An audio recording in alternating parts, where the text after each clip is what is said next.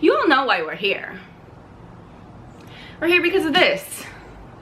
Because I read this. I reread this with my own 2 eyes, and I still haven't decided if that was a good thing or a bad thing. Yeah. Welcome back to my channel. Today, we're gonna be discussing a thing I read. So after about a decade, I finally returned to my tween angst and reread Twilight. Yes, I know. This is probably the first time I've read it in almost 10 years.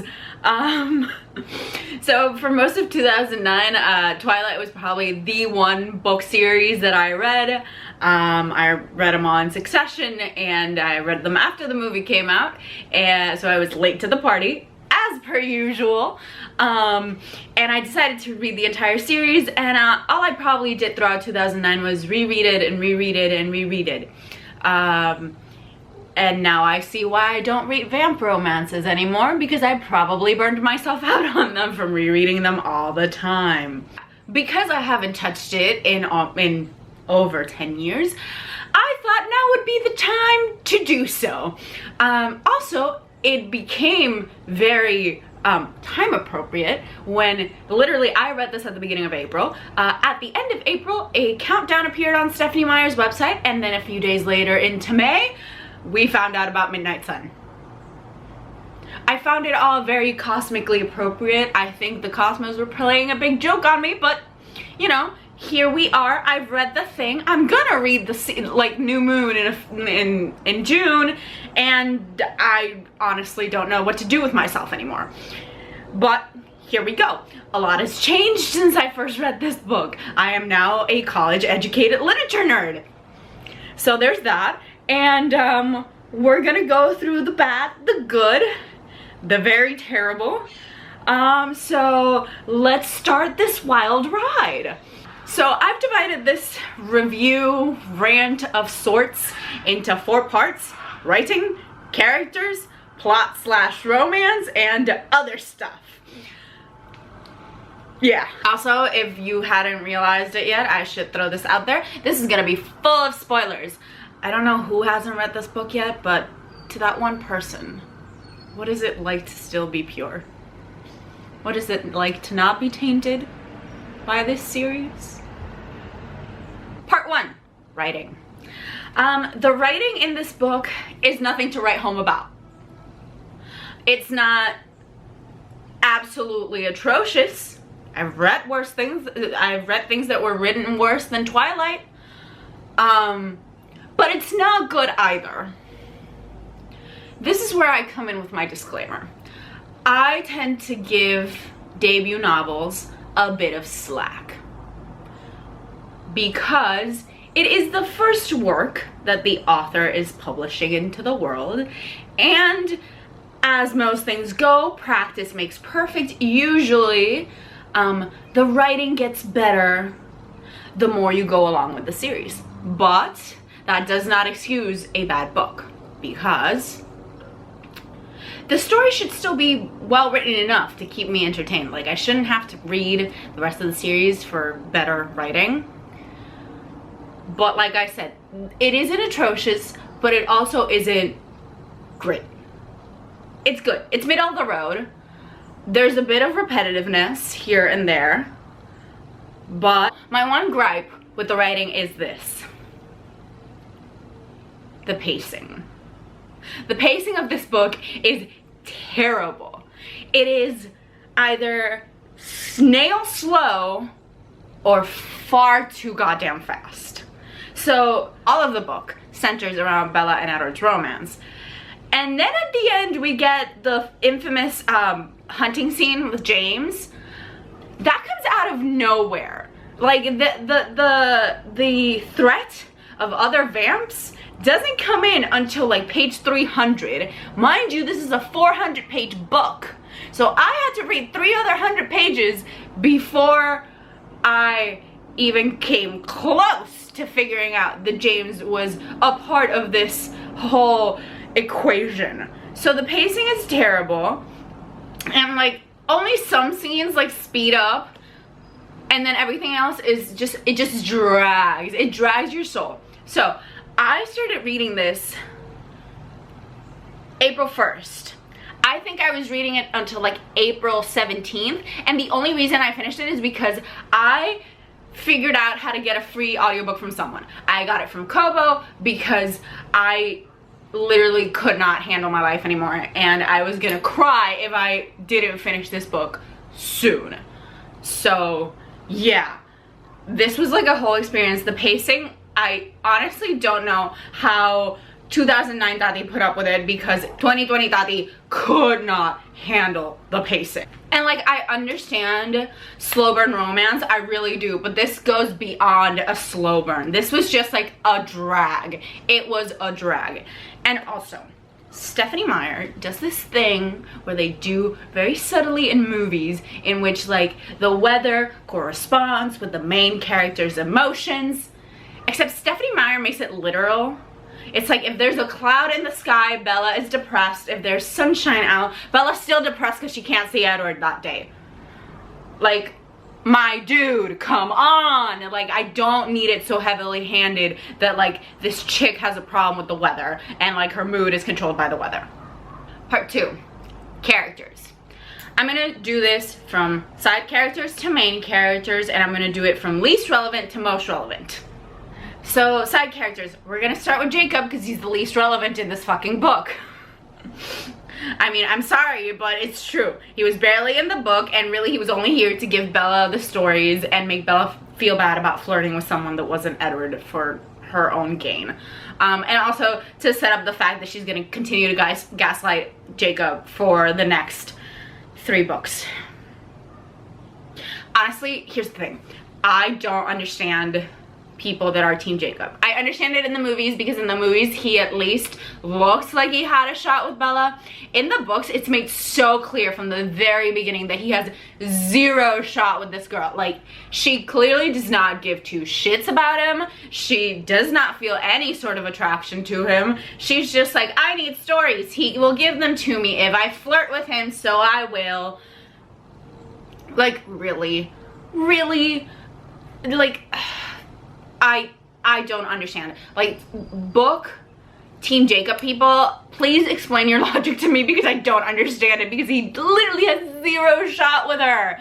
And like, I don't think it gets any better in the later books, but it is what it is. In the movie, at least they made him look like he had a shot. They made it look like it. He still did it, but they made it more believable that he still had a shot. Okay, next we're gonna move on to Bella's friends, Mike, Jessica, Angela, and Eric. I use the quotation marks around friends because, let's be real, they are only here to make Bella slightly uncomfortable, and then she's gonna forget about them the moment she and she and Edward get together. And that is exactly what happens. She, like, literally the moment Bella and Edward get together, she stops giving a single shit about her friends. And like, why make them such a big part of the book if she's not gonna give a shit about them? Like, why are you trying to make me care about these 4 people that she's not gonna give a shit about for the rest of the series or the book? Like, really, Stephenie Meyer, explain that shit to me. Next, we're moving on to the Cohens. They're just there. They come through at the end when James is trying to like fuck up Bella, but they're just there. They're relevant because they help save Bella, but that's about it. And also because like Bella gives more of a shit about them than she does about her friends and about Jacob. But really, they don't do much at all. And lastly, in the side characters, we come to my main man, Charlie Swan. Charlie motherfucking Swan. I don't think I've ever loved a book parent, but just a book man, as much as I love Charlie in this book. And I didn't realize it until I reread this book. Charlie Swan is the one good man. I love this man so much. Like, all he wanted from the beginning of this book was for Bella to be happy. And she doesn't even give him that. She doesn't give him a goddamn chance. But, you know, he worked hard. He wanted Bella to be happy in Forks. He like bought her a truck. He put snow chain on her tires to make sure she was safe. He offers to stay home with her on the weekends. And you know what? Charlie Swan is the one good man, and this all makes me want to scream because Bella doesn't give him a goddamn break. This is page 7. Bella has literally just arrived in Forks, and they are having this conversation. You didn't need to do that, Dad. I was gonna buy myself a car. I don't mind. I want you to be happy here. He was looking ahead at the road when he said this. Charlie wasn't comfortable with expressing his emotions out loud. I inherited that from him. So I was looking straight ahead as I responded. That's really nice, Dad. Thanks. I really appreciate it. No need to add that my being happy in Forks was an impossibility. Really, bitch? Really? He's trying his goddamn hardest. You literally just said that he wasn't good with emotions, and he's trying his goddamn hardest for you to be happy here and have a good life here, and you just throw it down the drain without even giving him a shot. Seriously? Come on, Bella, get your head out of your ass. And now we come to our two very chaotic main characters, Edward and Bella. Yes. First, Bella, because she's the main character. She also narrates this book. And let me just tell you, I was not happy. Her POV makes me long to go back to Clary. Honestly, honest to God. You know what? No, it doesn't even make me want to go back to Clary. It makes me want to go back to Jace. I never thought I'd say that, because my dislike of Jace is very, very strong. But Bella's narration makes me want to go back to Jace, because I'm a bit of a cynic myself, but being in Bella's mind is just, I have no words to describe it. It's just not good. Like, everything's terrible until everything sucks. Everything's bad. She criticizes everything until the moment Edward arrives. And then she continues to criticize everything except for the small moments that she's with Edward or thinking about Edward. It makes, like, there's a reason why the pacing was so bad and it drags. Bella is just not a good narrator. And, like, I'm worried about reading the rest of the series. And also, I have high hopes but also no hopes for Midnight Sun, because I don't know what I'm gonna get with Edward narrating that. So yeah, like I was saying, everything sucks until Edward comes along and starts paying attention to her, and then it's that mindset that, like, drives her into the toxic fucking relationship that she and Edward have, because they have a very toxic relationship, my dudes. Like, and we'll get into that in the romance portion of this little shindig that we're having here. And also, it is this mindset of, like, building her life and focus around Edward that, like, leads to New Moon. And, like, all the shit that goes down in New Moon, and her, like, deep depression, in which, like, the 4 iconic empty pages in New Moon. Like, I, like, could see the seeds of New Moon being planted in front of me, and I was like, I don't want this at all. And then we have Edward, Bella's love interest, the 107-year-old vampire of Bella's wet dreams.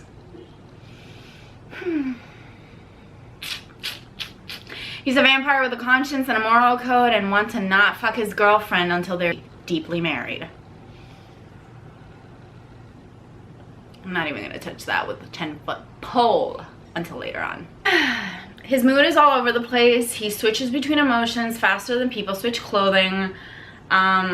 He stalks the girl he likes and he watches her sleep, which is, without her knowing, which is creepy as all hell. And I'm gonna be crass for a moment, like real crass. He literally falls in love with the first girl that makes his dick twitch. And I'm not here for that. I am not here for that. That was like very not good. And like, But also, mind you, he wants to kill this girl as well. Like, actively kill her and drink her blood. So like, which also would have made for a much more interesting series if he did drink his blood. And it's just, it turns out that it's a series about all the girls that Edward makes fall in love with him and then drinks them. That would have been a much more interesting series than what we got. And also his behavior towards Bella in general is, how do I put this delicately? Yikes at best. So there's that. Okay, part 3, plot. I want to warn you, this is gonna be the most chaotic part of the entire video. So we're gonna fly through the highlights. I'm not gonna drag this out for you because you don't need that, I don't need that, nobody really needs that. I literally cannot talk about the plot of this book without talking about the romance because they're so tightly interwoven, which is probably a reason why it was such a hard time for me to get through this book. Let's just go through it. This book opens with a Genesis quote, which, like, way to show your colors there, Stephanie Meyer. Bella opens the book with the infamous preface in which homegirl is already asking for death, an honorable death from the get-go, so like there's that. So a lot happens in the first chapter. Bella leaves Arizona. She arrives in Forks. She mentally whines about the fact that she hates everything. Charlie buys her the truck. Bella disapproves of the fact that her parents got so quickly married and they had a Vegas elopement, and she doesn't agree with the fact that Charlie's still like pining after her mother, which, like, fuck off, Bella. Bella bitches about the amount of greenery, and Bella sees Edward for the first time in page 18. And of course everything goes downhill from there. Bella and Edward have biology together, and it doesn't go well because he's thirsty and he wants her blood. Edward isn't at school the next day and it bugs Bella. She thinks it's something that she did, and Bella asks Charlie about the Cohens, and my favorite line in the entire book comes up. Bella says, "They seem nice enough. I just noticed that they keep to themselves. They're all very attractive," I added, trying to be more complimentary. "You should see the doctor," Charlie said, laughing. King. That is king shit right there. Anyway, chapter 2 brings us our first real interaction in biology. Their touch is electric. She notices that he has different color eyes this time, and yeah. In this chapter, in chapter 4, comes a scene that truly, absolutely makes my blood boil. This happens. Edward was walking past the front of my truck, looking straight forward, his lips pressed together. I yanked the door open and jumped inside, slamming it loudly behind me. I revved the engine deafeningly and reversed out into the aisle. Edward was in his car already, 2 spaces down, sliding out smoothly in front of me, cutting me off. He stopped there to wait for his family. I could see the 4 of them walking this way, but still by the cafeteria. I considered taking out the rear of his shiny Volvo, but there was too many witnesses. I looked in my rear view mirror. A line was beginning to form directly behind me. Tyler Crowley was in his recently acquired used Sentra, waving. I was too aggravated to acknowledge him. While I was sitting there, looking everywhere but at the car in front of me, I heard a knock on my passenger side window. I looked over. It was Tyler. I glanced back at the rear view mirror, confused. His car was still running, the door left open. I leaned across the cab to yank the window down. It was stiff. I got it halfway down, then gave up. "I'm sorry, Tyler. I'm stuck behind Cullen." I was annoyed. Obviously, the holdup wasn't my fault. "Oh, I know. I just wanted to ask you something while we were trapped here." He grinned. This could not be happening. "Will you ask me to the spring dance?" He continued. "I'm not going to be in town, Tyler." My voice sounded a little sharp. I had to remember it wasn't his fault that Mike and Eric had already used up my quota of patience for the day. Really, because my quota of patience is being used up right now.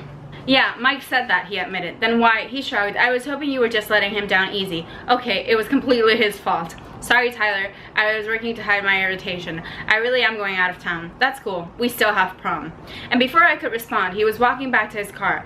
I could feel the shock on my face. I looked forward to see Alice, Rosalie, Emmett, and Jasper all sliding into the Volvo. In his rearview mirror, Edward's eyes were on me. He was unquestionably shaking with laughter, as if he'd heard every word Tyler had said. This motherfucker literally blocked her on purpose just to put her in an awkward fucking situation. My God. Oh my fuck. Why? What's the point? Why would you do this to her? That's such a shitty thing to do. Throughout this chapter, we continue to get their inane back and forth about them being friends and not being friends. It sucks. Ooh. I forgot to mention, chapter 3 is where the infamous almost getting crushed by van scene that happens, and then Edward gaslights Bella. And they're in love at some point in this book. In chapter 5, Bella shares her theories on what exactly Edward is because she knows he's not human, and Edward humors her. And here comes the line on page 106 about Bella being born 35 years old in order to excuse her dating a 107-year-old. Do I look uncomfortable? I feel uncomfortable. Chapter 6, we get the push beach trip in which we get the stories from Jacob, in which Bella flirts with Jacob in order to get the stories, even though she's not attracted to him at all. In chapter 7, Bella has a dream, and I have a theory. Like a little theory. It's not a very good theory, but it is a theory. So, we know that Bella is a shield. It is revealed to be a shield in Breaking Dawn when she finally becomes a vampire, and Edward still can't read her mind. But my question is Bella maybe like one of her things that she's low-key, she has a low-key predictive power? Because like, homegirl's dreams are like fucking prophetic. Like, she had a dream in which Eddie sparkled. She had a dream in which Jacob turned into a wolf. She had a dream in which Edward and Jacob were fighting over her. Homegirl probably has like predictive dreams, and when she turns into a vampire, they stopped because she doesn't sleep anymore. Boom. I don't know. I have no way of backing this up, but I think it, and now I believe it. And does it make me like Bella anymore? No. No. No. Not at all, but it's a thing. Chapter 8 is the infamous chapter in which Bella goes to Port Angeles with Angela and Jessica, and homegirl gets stalked by some randos, but also stalked by Edward. But Edward's stalking is excused because he saves her from the randos. Do I excuse it? You bet your ass I don't. Chapter 9 is a roller coaster. Bella tells Edward that she thinks he's a vampire. He neither confirms nor denies it, but he asks her what his diet is. And he says that he gets anxious being away from Bella, which like, not great. He actually never says that he's a vamp. Bella tells him that it doesn't matter what he is. Icky. I'm so icked. It's icky. It's all gooky. And then we have the infamous line on page 195, which reads, about 3 things I was absolutely positive. First, Edward was a vampire. Second, there was a part of him, and I didn't know how potent that part might be, that thirsted for my blood. And third, I was unconditionally and irrevocably in love with him. Bitch has had 5 full interactions with this man. 5. Counted them. 5. That I have seen in the book and not glossed over. It's been maybe a month and a half. How? What? These are the things that fuck me up. Like, anyway, let's move on from that before I lose my mind. I'm skipping ahead, I don't care. Because nothing really interesting happens between those 2 chapters. Chapter 13 is when they plan to spend the Saturday together at the meadow, and Bella sees Edward in the sun. Yeah, that scene. And we have the infamous speech of, "As if you could fight me off." As if you could outrun me. As if you could fight me off. It's cringe. It's cringe. It was cringe in the movie. It was even cringer in the book. But I digress. And he explains how much he wants her blood, which is a big fucking yikes for me because he compares her to heroin. This book is all sorts of wild, and I don't know how I didn't realize that when I first read it. But also, I was a 13-year-old idiot. So, there's that. Eddie admits that he's been watching Bee sleep without her knowing, and she's flattered by it, and that's a red fucking flag if I've ever seen it. He also shows his possessive and jealous side, and then he tries to explain it away as such. But jealousy, it's a strange thing, so much more powerful than I could have thought, and irrational. Just now when Charlie asked you about that vile Mike Newton, he shook his head angrily. "I should have known you'd be listening," I groaned. "Of course. That made you feel jealous though? Really? I'm new at this. You're resurrecting the human in me, and everything feels stronger because it's fresh." Motherfucker, I don't really care what your excuse is. Possessiveness and jealousy are not good traits in a partner or in a good, healthy relationship. Also, I just want to get this out of the way. Spying on your significant other is not okay. I didn't really think I need to say that, but apparently Eddie needs to hear it. Jesus Christ, I'm so fucking exasperated with this book. Chapter 15. We're almost to the end, friends, I promise. There's a line that, yikes. It's said by Edward, and it goes as follows. "I love you," I whispered. "You are my life now," he answered simply. Red fucking flag again. Edward wants to be introduced to Charlie as Bella's boyfriend. In page 320, Edward finally says the vampire word. Who knew we'd get here? And he takes Bee to meet the Cohens. James and Victoria are vaguely mentioned, and Edward says that he's gonna be a bit overbearing, which, too late for that one, bitch. Let's skip ahead to chapter 17 so we can get this shit show on the road. Chapter 17 is where the baseball scene happens, where they play baseball, but before that, Charlie and Eddie meet. Charlie's not super happy about Bella dating Edward, and then in page 362, something happens that kind of also makes my blood boil, as most of this book has done. So, mind you, throughout the entirety of the book, Edward has been waiting for Bella to be scared of him. And he's like constantly saying that she should be scared of him.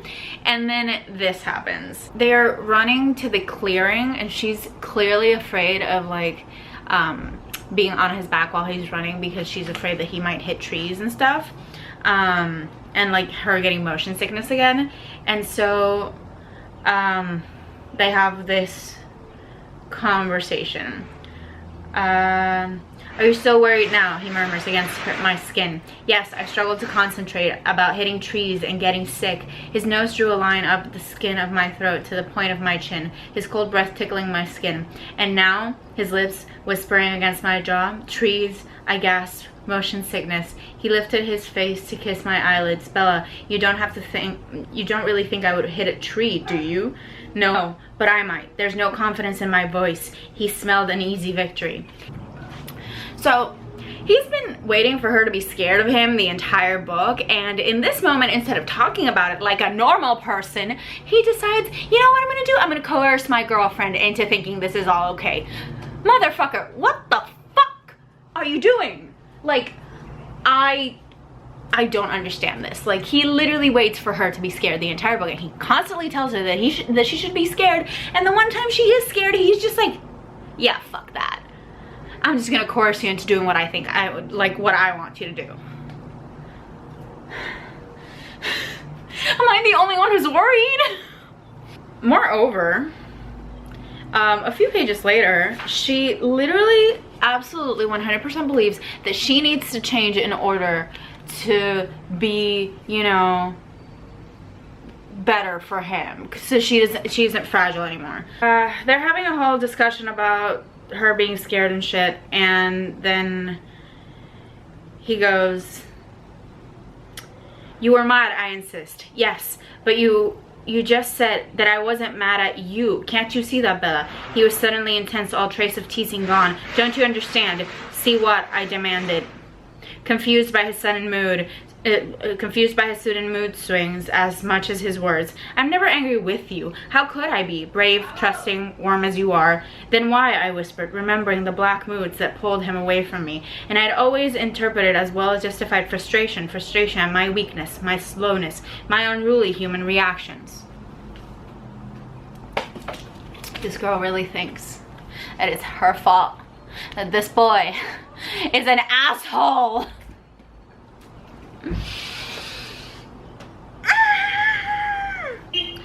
And moreover, in the next page, they tried to excuse all his terrible behavior as so. "I love you," he said. "It's a poor excuse for what I'm doing, but it's still true." Poor excuse, motherfucker?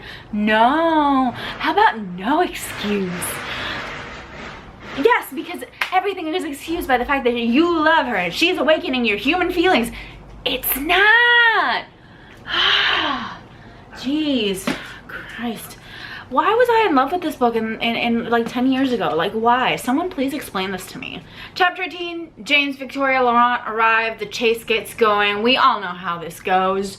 Chapter 19, Bella sucks. She hurts Charlie, and like, honey, I get that you were trying to get away from him, but like, did you have to be so cruel? I don't think so.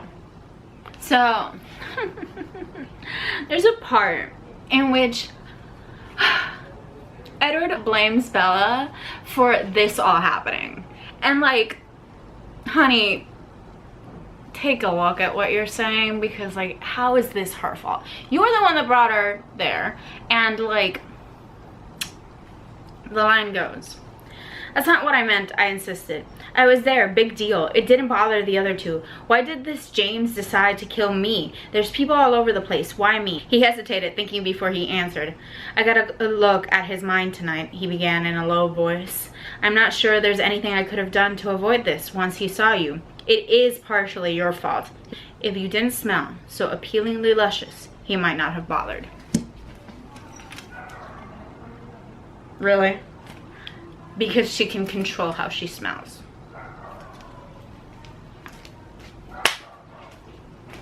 Can I just give up now? Can we be done? Almost.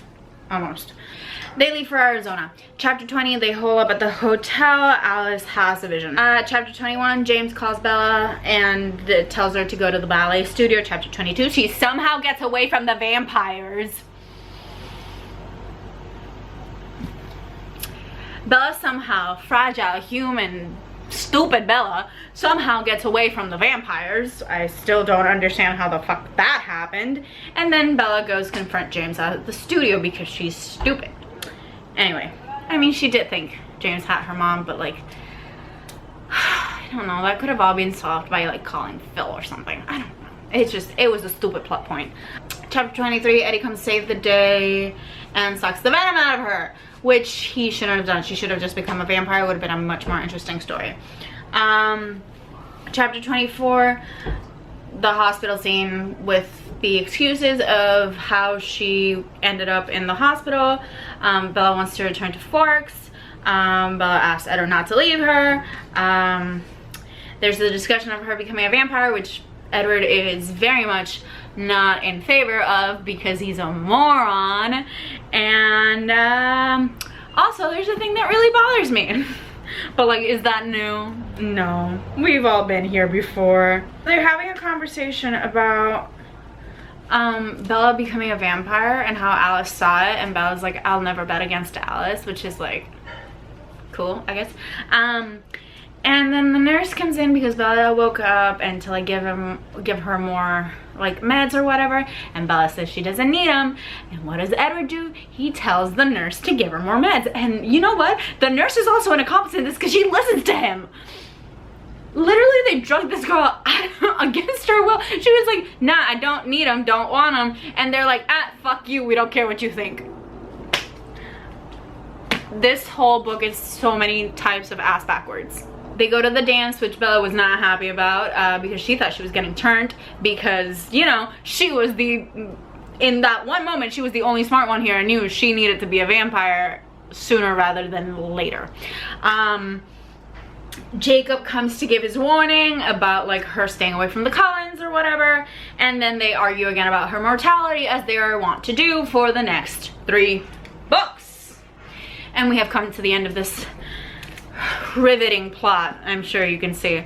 All in all, this plot is boring, nonsensical, really weird. I don't know. It's slow and it meanders, and I've skipped a bunch of chapters for you guys because like nothing happens. Literally nothing happens, and I'm just wondering why I read this. Part 4, other stuff. This is where we get into the more cultural discussions about this book. My first point, Twilight is both very sexless and full of sex at the same time. Bella clearly yearns for Edward very much. And as I said, she makes his dick twitch, so there's that. But it doesn't change to the fact that the book is extremely sexless. And that has to do, of course, with Stephenie Meyer being a Mormon and her belief in abstinence and like waiting till marriage, which is why Edward is a 107-year-old virgin. And they don't actually have sex until they get married in Breaking Dawn, and even then it's like glossed over at best. And I'm gonna jump ahead here to Breaking Dawn for a second. Again, I've read this entire series before, and I watched the movies. Stephenie Meyer's Mormon beliefs are also the reason why at the end of Breaking Dawn, Bella and Edward have a child, even though neither one of them ever expressed wanting to be parents, and neither of them probably should be parents. But because a lot of religions believe that sex must be waited till marriage and sex must be to procreate, we get Renesmee. Yeah. It's just, not every character needs to end up with children, and Bella and Edward are definitely 2 characters who did not need to have children, nor did they ever express a want to be parents. And I find it very icky that throughout most of Eclipse, Edward was trying to convince Bella into marrying him, and Bella very clearly stated that she did not want to get married, but she wanted to fuck this guy, so she decided to end up marrying him. Cohabitation is a thing, my dudes. And like being like not married. You don't have to be married to be in a loving, committed relationship. Like, cohabitation is a thing. I don't know. It's just, it makes me feel a little icky that he spent most of Eclipse just trying to convince her to marry him. It wasn't, how do you say, great. Like I said, there's clearly yearning on Edward, on Bella's part of the relationship.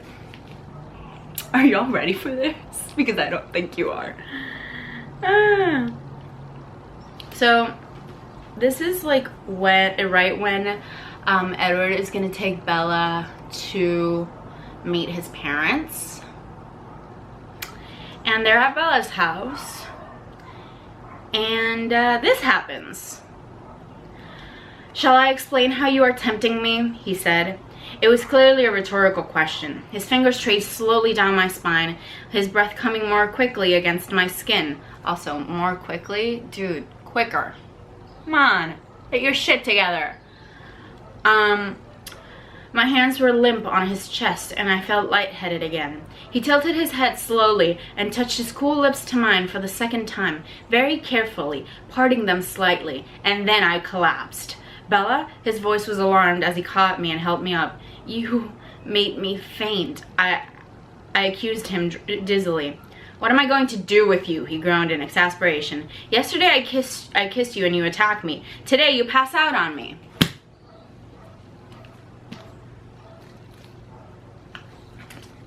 I had to read this with my own two eyes.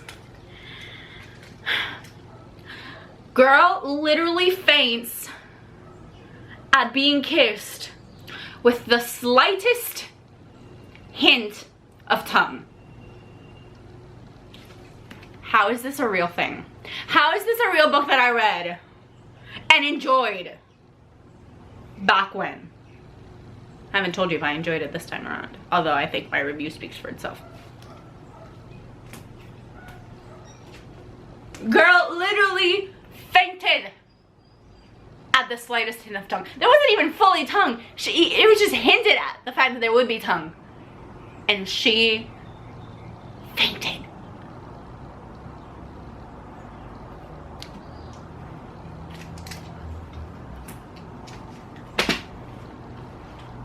Like, what the fuck? My second point in this other things category is this book is very straight. It's like really super straight, and it's also very, very white. Like, yikes. So, this book, I'm gonna start with the straight thing first. This book is aggressively straight. Like, there isn't even an inkling of a character that could be maybe not straight. And that's weird, and it bothers me. And I get that this was written in 2005 or something, but like, there's always at least that one character that you're like, you could be not straight. There's always a hint. But in this book, not even one. Like, they're all very aggressively straight. And it's just, it's icky. It's what it is. My next point. This book is extremely white. Like, ridiculously white. Everybody's fucking white as hell, except obviously for the Quileutes, who are like used more as a plot device than they are used as actual characters. Stephanie Meyer decides to use the stories of the Cold Ones and have the Quileutes be the keepers of them for some goddamn reason. Like, I don't understand the need to like take this entire culture that she clearly doesn't understand, and I can't speak on because I don't know much about it, but like, I know that this book is extremely white, and I don't like that either. It makes me very uncomfortable. Like, and like, I don't understand why she needed to use the Quileutes, and why couldn't she just use Google? She uses Google in the book, so like, it's exasperating, and it's just, it's annoying. It's annoying and exasperating, and this continues as a trend for the next 4 books, and I am worried about Midnight Sun. That's all I gotta say on that. My third point on this other stuff ramble that I'm going on is the amount of shitty tropes in this book. Like, it's like Stephanie Meyer set out to employ all the shitty YA tropes. Number 1, child taking care of parents. Bella and Bella's parents both seem to be helpless messes without her. At least her mother is, apparently. Charlie has been living without Bella for like, what, 14 years? And I don't understand why it makes him look like he's a hapless idiot when he's been taking care of himself for that long. But, you know, Bella has to take care of both her parents because she has to be the adult.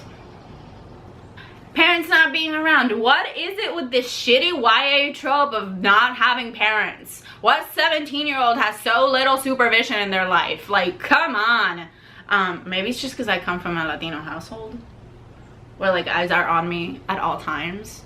I'm almost 23 years old and still eyes are on me all the time. But what 17-year-old doesn't have the like supervision. Like, come on. It was done differently in the sense that that her parents aren't dead. Renee is just sent to the other side of the country, banished to Florida, and Charlie's just working all the time, which that I understand, because he's providing for his daughter and himself, and like people have to work. But still, like the whole shitty trope of like parents being absent all the time, I hate that. I hate that so much. Third trope that is employed in this that I hated: insta-love. Edward and Bella fall in love about after they've had like maybe 3 or 4 interactions, and suddenly they're like, I'm in love with you, and I'm like, y'all are stupid, like morones. They're literally in love after having like 3 conversations, and like I'm not here for that shit. I hate insta love, and yeah, like them being in love after 5 interactions that maybe took place over a month and a half is not feasible. That's not real. Like, come on. That is the shallowest type of love I've ever damn seen. And then we have the trope that I hated the most in this book, the not like other girls trope. This trope is the bane of my existence. I hate it with a passion. And this is literally set up at the beginning in order to excuse Bella dating a 107-year-old vampire instead of like a nice 18-year-old boy. Okay, this is like in page 10 at the very beginning of a novel. Bella's just gotten to her house, to Charlie's house in Forks, and we get this like piece of narration. I didn't relate well to people my age. Maybe the truth was that I didn't relate well to people, period. Even my mother, who I was closer to than anyone else on the planet, was never in harmony with me, never on exactly the same page. Sometimes I wondered if I was seeing the same thing through my eyes that the rest of the world was seeing through theirs. Maybe there was a glitch in my brain.